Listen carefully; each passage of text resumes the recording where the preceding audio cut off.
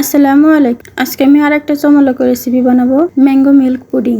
এটা আমি আজকে ফার্স্ট টাইম ট্রাই করতেছি। এর আগে আমি কখনো বানাইনি, আর বানানোর সময় একটু ভয়ও ছিল।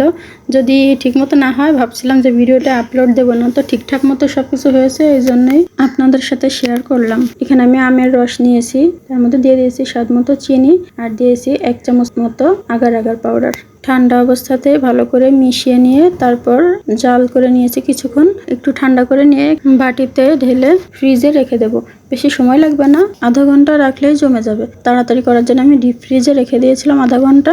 ফ্রিজ থেকে নামিয়ে কিউব করে কেটে নিয়েছি। আর এদিকে পাতিলে 1 কাপ পানি দিয়ে তার মধ্যে 2 প্যাকেট গুঁড়া দুধ দিয়ে তার মধ্যে দিয়ে দিলাম স্বাদ মতো চিনি আর 1.5 চামচ মতো আগার আগার পাউডার। এখন ভালো করে মিশিয়ে নিয়ে জাল করে নেব।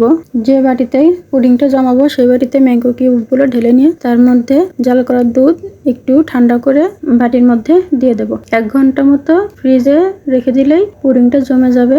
দেখুন সুন্দরভাবে জমে গেছে পুডিংটা। নামিয়ে স্লাইস করে কেটে নিচ্ছি। পুডিংটা খেতেও অনেক মজা হয়েছে। আর ভিডিও করতে করতে আমার পুডিং এর প্রায় অর্ধেকটাই শেষ হয়ে গেছে। ভিডিওটা ভালো লাগলে লাইক, কমেন্ট, শেয়ার দিয়ে পাশে থাকবেন।